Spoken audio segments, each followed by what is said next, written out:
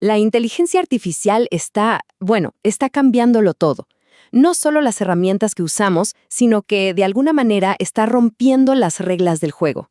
Y esto nos deja con una pregunta gigante, una pregunta fundamental. Si una IA se equivoca, ¿quién paga los platos rotos? ¿Quién es el responsable? Y a ver, esto no es algo sacado de una película de ciencia ficción, para nada. Son dilemas que los sistemas legales ya están enfrentando hoy mismo. La línea que separa un error humano de una falla del algoritmo es cada vez más borrosa. Y claro, la pregunta de quién se hace cargo de las consecuencias es, más urgente que nunca. Ok, para entender esta nueva realidad, esta nueva cancha, primero tenemos que echar un vistazo al manual de reglas antiguo. Por décadas, la responsabilidad de los profesionales, piensen en médicos, abogados, se ha basado en un principio clave que tiene un nombre en latín, lex artis. Imagínense que la lex artis es como la brújula de un profesional. Es, digamos, el estándar de oro, las buenas prácticas que nos dicen si un doctor, un abogado o un ingeniero hizo su trabajo como debía. Pero lo interesante no es solo el qué hizo, sino el cómo. Y ahí es donde entra la segunda parte del nombre, ad hoc. Porque, claro, la diligencia de un profesional nunca se puede medir así, en el aire, en un vacío. El ad hoc nos obliga a ser específicos, a preguntar. A ver, ¿qué se sabía en ese preciso momento?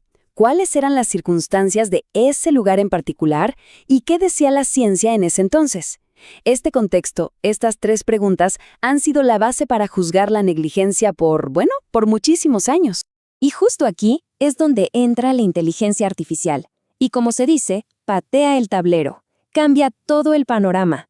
Ese modelo que teníamos tan centrado en lo que hace una sola persona, un solo profesional, pues simplemente ya no alcanza. El cambio es total, un giro de 180 grados. La culpa ya no apunta a un solo individuo. Ahora es una responsabilidad compartida, una que se distribuye a lo largo de toda una cadena. Y esta es la nueva cadena de la que hablamos. Miren, empieza con quien desarrolla la IA, que tiene que preocuparse por la calidad de los datos, por evitar los sesgos. Luego sigue la persona que la implementa, que se encarga de que todo esté bien configurado y de que haya un humano supervisando. Y al final, claro, está el profesional que la usa, que tiene la obligación final de usar su juicio, su criterio, y no simplemente confiar a ciegas. Como ven, ya no es una persona, es todo un ecosistema. Pero, ojo, no todas las inteligencias artificiales son iguales, por supuesto. La lex artis se tiene que adaptar al nivel de riesgo. O sea, no le vamos a pedir lo mismo a un algoritmo que recomienda canciones que a uno que ayuda en una cirugía, ¿verdad? Es lógico. A medida que el riesgo sube, las exigencias de transparencia, de supervisión y de rigor se van por las nubes. Muy bien. Entonces, veamos cómo se construye este nuevo manual de reglas. Con la tecnología que tenemos hoy, esta lex artis moderna se sostiene sobre tres pilares completamente nuevos. El primer pilar, la diligencia técnica. ¿Qué quiere decir esto? Que ya no es suficiente con ser, por ejemplo, un excelente médico. Ahora también hay que ser un usuario inteligente y responsable de la tecnología. Y eso significa que la herramienta que se elige tiene que estar a la altura de lo que se conoce como el estado del arte actual. Ok, pero ¿qué es eso del estado del arte? Suena muy técnico, pero en realidad es bastante concreto. Significa, por un lado, cumplir con estándares internacionales, como las normas ISO o las guías del NIST. También implica hacer pruebas súper rigurosas. Y algo que es crucial, significa evitar usar modelos que la propia comunidad científica ya marcó como, digamos, obsoletamente sesgados o simplemente anticuados. Vamos con el segundo pilar, la supervisión crítica. Aquí la clave es recordar algo simple. La tecnología es una ayuda, una herramienta, pero jamás un reemplazo del juicio humano. Y el peligro más grande es caer en lo que los expertos llaman sesgo de automatización, que no es otra cosa que confiar ciegamente en lo que dice la máquina, sin cuestionar. Este ejemplo lo ilustra perfectamente. Pensemos en un doctor.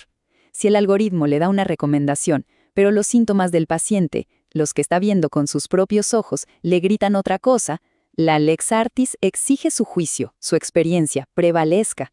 Hacerse el de la vista gorda e ignorar lo evidente solo por seguir al algoritmo, eso en sí mismo ya es negligencia. Y con esto llegamos al tercer y último pilar, la transparencia y la explicabilidad. Sobre todo en áreas súper delicadas como la medicina o el derecho, no alcanza con que la IA dé un resultado. Es fundamental poder entender por qué llegó a esa conclusión.